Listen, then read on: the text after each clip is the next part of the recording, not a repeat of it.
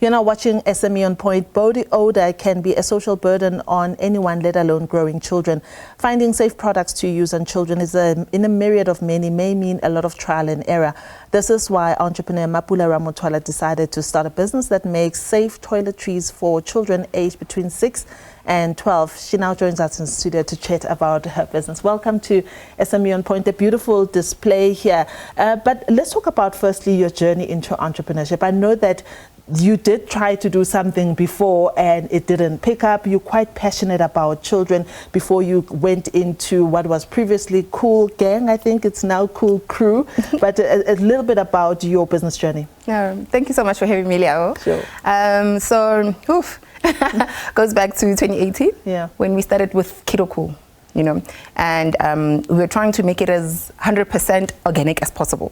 You know, and what happened was my child, who's a soccer star, would go to soccer and then come back. There'd be a bit of an offish smell on his body, and then I'd wonder whether it was time for a deodorant or what was the case, you know.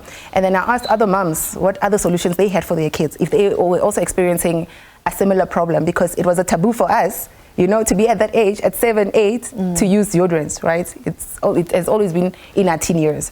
So I asked other moms what solutions they had. They were as frustrated as I was.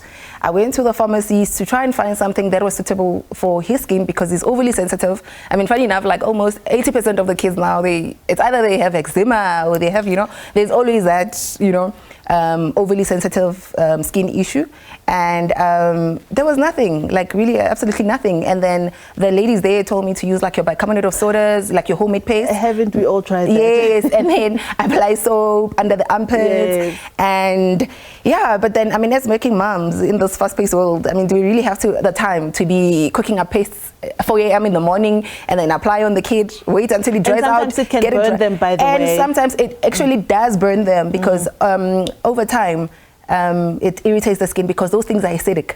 Yes. So in the long run, the things that you're running away from, that is going to darken the armpits, and that's exactly what happens. Yeah, this means that you are at the forefront of seeing what particularly teenagers are more interested in. Earlier this morning, the team and I were talking about the interview when we were preparing, and our EP was talking about, I wonder if, you know, everyone is seeing us who have teenage children who love colognes and who love smelling good. Is this something that you're observing when you are doing your research about what children like lately? Yeah, 100%. Obviously, you know, I mean, even not only now, even back then, I'm sure you used to steal your mom's perfume. I did. Or your roll on deodorant or whatever the case might have been. But then now, because the diet has changed so drastically, already a child at 6, 7, and then there's body odor, the parent is frustrated.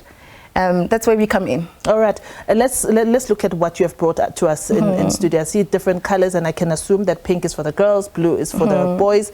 I'm not sure what red is who for, but tell me about the journey of manufacturing this. And I can imagine that you're using a contract or third-party manufacturer at this stage, and you're already on retail shelves.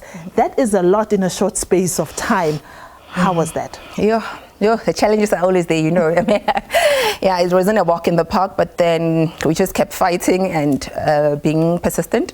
So with the products, they actually unisex. When we were starting out, we wanted to just accommodate the kids, you know. So what happened was, as you go along the journey, and then you realize that girls are gravitated to a certain scent, and then the boys are gravitated to a certain scent. So that's how we came up with all these colors that you see here. And what scent are we talking about here? We're talking Kara, which means beautiful, cute, and then Crush, it's for the boys, the teens.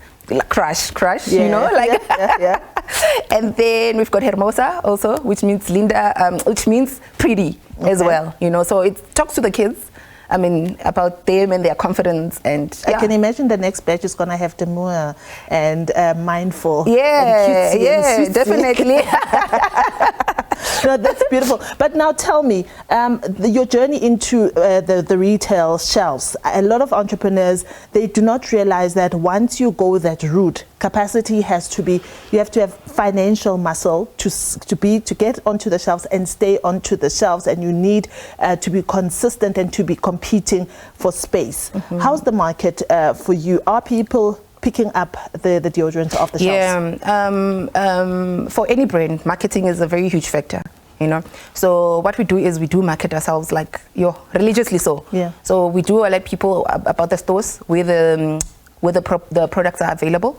So they go there. I mean, if they want the product, they will obviously. I mean, parents will do anything for their kids. We would. So yeah, as long as you've got a safe product, and we are just happy that also 80% of our customers are return customers. So clearly, it's not even about buying local. It's about believing the quality of our brand. Because parents are willing to drive wherever. We courier nationwide as well. We also have have partnered with other online stores like your Macro Marketplace, your Eden Vine stores.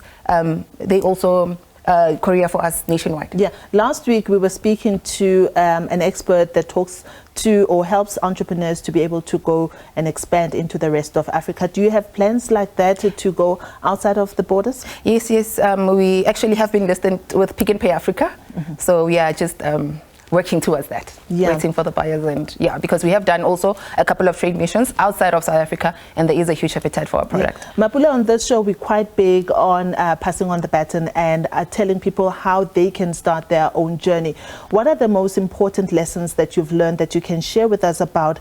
You've got a problem, you think you can put together a formulation of sorts, and where to go to have that product tested, put in a container, labeled, etc. Okay, number one, if you have that idea, don't sit and wait until everything is perfect. Just do it.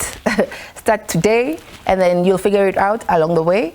And in terms of, it could be services, could be products, obviously research. I mean, make Google your friend. There is nothing that's not on the net.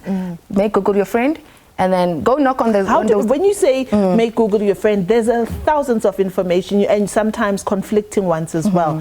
How does one then know which is credible information and which is not? Because we might end up with one product, that may not be so 100%. safe. Obviously, you're going to also check the reviews. Also, you're going to make calls. Go follow up. Go to those areas where you think Liabo will be able to assist. Go there, knock, and make sure if that person is really there.